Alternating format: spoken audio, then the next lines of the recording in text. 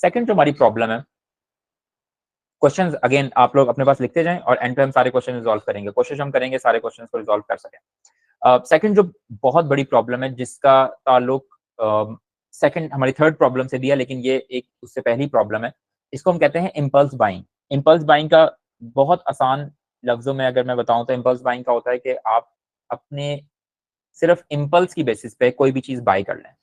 आपने कोई चीज देखी और आपको वो अच्छी लगी और आपने एकदम से जो है उसको बाय कर लिया, this is called impulse buying.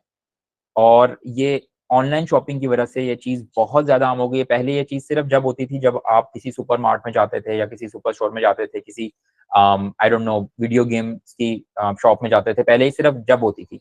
लेकिन अब ये हम हर वक्त एक्सपीरियंस करते हैं, हमारे फेसबुक पे, इंस्टाग्राम पे, कोई भी सोशल मीडिया चैनल आप उठा लें उस पर आपको हर वक्त एड्स दिख रहे हैं। और एड्स की जो मेजर जो प्ले होता है, मार्केटिंग प्ले जो होता है, हम भी मार्केटिंग में ये करते हैं कि इमोशंस के साथ खेलते हैं। वो आपको उसकी जरूरत नहीं बताएंगे कि आपको इसकी कितनी जरूरत है, मतलब वो आपको इसके फीचर्स नहीं बताएंगे, वो आपके इमोशंस पे खेलेंगे कि आपको ये खरीदना पड़ेगा बिकॉज इसका आपको बेनिफिट होगा, चाहे वो हो या ना हो। तो इम्पल्स बाइंग एक बहुत बड़ा टैक्टिक है मार्केटिंग कंपनीज का, और इम्पल्स बाइंग एक बहुत बड़ा प्रॉब्लम है कंज्यूमर साइड पे जो पे हम है। तो इसकी खैर यहाँ पे मैंने सिंपल कोट लिखा हुआ है कि shopping sprees will always push you backwards rather than forward. तो कभी भी शॉपिंग स्प्रीज से आपको एट द एंड बेनिफिट नहीं होगा। आप जितना मर्जी समझ लें कि मैंने कोई सेल के ऊपर कोई चीज खरीद ली है, लेकिन उसका एट द एंड आपको फायदा नहीं होगा, उसका नुकसान ही होता है। और आपको लेटर रियलाइज यही होगा कि आपने चीजें वो खरीद ली जो उसकी जरूरत आपको अभी नहीं थी। यहाँ पे मैंने फैक्ट लिखा हुआ है कि 54% of US shoppers have reported to have spent over $100 or more due to their impulse buying condition। तो जो यूएस शॉपर्स हैं उन्होंने एग्री किया है 54%। अगेन पाकिस्तान में शायद ये नंबर इसके करीब ही हो बिकॉज पाकिस्तान में स्टिल ऑनलाइन शॉपर्स अभी उतने ज्यादा नहीं है, लेकिन रिटेल शॉपिंग के अंदर डेफिनेटली ये नंबर बहुत बड़ा है। और पाकिस्तान में भी ये प्रॉब्लम बहुत प्रेवलेंट होती जा रही है, खासतौर पर यूथ के अंदर। और हम लोग क्योंकि सारे अभी उसी स्टेज में हैं जिसमें हम लोग अभी अपनी यूथ में हैं, लेकिन हम लोग अर्न करना शुरू हो गए हैं।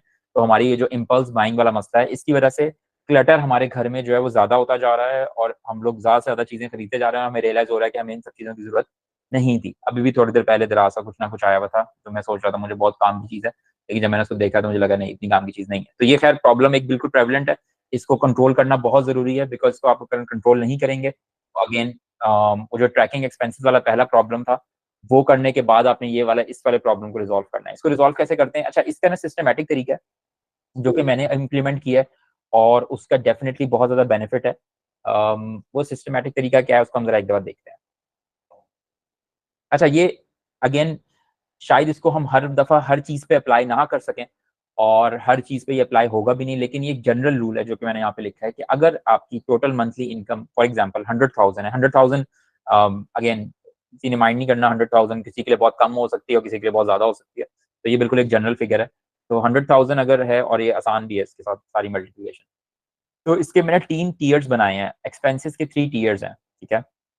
जो फर्स्ट ईयर है अगर आप यहाँ देखें, मैं ये फर्स्ट ईयर में यहाँ पे मैंने लिखा हुआ है कि 1%, अगर कोई भी चीज आपकी इनकम का 1% एक्सपेंस, कोई भी एक्सपेंस आपकी इनकम का 1% है, मतलब 1,000 रुपीज की चीज है, तो कम से कम आप उसके लिए 1 डे का प्री प्लानिंग पीरियड लें। इस प्री प्लानिंग पीरियड का मतलब यह है कि कम से कम 1 डे इन एडवांस आप सोच लें कि कौन सी चीज आपने प्लान करनी है। तो ये एक तरीका है इसको कंट्रोल करने का, ठीक है। तो 1,000 रुपीज से नीचे जो भी चीज है, 1,000 रुपीज की कोई चीज है, तो कोशिश करें कि आप एक दिन पहले तक उसके बारे में सोच लें और फिर वो डिसीजन लें कि हाँ ये मैं एक्सपेंस कर सकता हूँ। अगेन कुछ चीजों में शायद बहुत मुश्किल हो जाए, ग्रोसरी वगैरह की यहाँ मैं बात नहीं कर रहा, लेकिन ग्रोसरी बिल्कुल जो बेसिक ग्रोसरी है उससे हट के हर चीज इसमें अप्लाई होती है। तो आपने प्री प्लानिंग पीरियड लेना है एक दिन। अगर आपको एक दिन के बाद लगता है कि नहीं मुझे इस चीज की जरूरत है, दैट मीन्स कि आप इसको बाई कर सकते हैं। तो ये फर्स्ट हमारी टीयर है। सेकंड टीयर है हमारा 10,000, मतलब 10%, मतलब मंथली इनकम 100,000 का 10%। अगर कोई चीज 10,000 की है, अगर आपकी मंथली इनकम 100,000, अगेन ये सब कुछ रिलेटिव टू योर इनकम है। अगर आपकी इनकम 20,000 है तो डेफिनेटली नंबर बहुत कम हो जाएंगे, लेकिन आपने स्टिल इस रूल को याद रखना है। 3 डेज का प्री प्लानिंग पीरियड लेना है, मतलब आपने 3 दिन सोचना है कि हाँ क्या ये चीज, इस चीज की मुझे जरूरत है या नहीं है। अगर आपको जरूरत है तो फिर आप उसको बाय कर सकते हैं। अगर आपको जरूरत लगता है, 3 दिन आपने सोचा, आपको लगा कि नहीं इसकी तो जरूरत मुझे नहीं है, तो इसको बाय करने की जरूरत नहीं है। थर्ड चीज है 20% से ज्यादा, मतलब 20,000 रुपीज से ज्यादा, मतलब आपकी इनकम अगर 100,000 है और आपने 20,000 से ज्यादा कोई एक्सपेंस करने लगे हैं, that means that will take away 20% of your income, जो कि एक सिग्निफिकेंट एक्सपेंस है मेरे हिसाब से। तो इसके लिए आपको 1 हफ्ता लेना चाहिए, 1 हफ्ते से ज़्यादा भी लेना पड़ सकता है, बिकॉज़ अगेन यहाँ पे हम लोग सब कुछ रिलेटिव टू इनकम बात कर रहे हैं। 100,000 में भी बहुत सारे एक्सपेंसेस होंगे।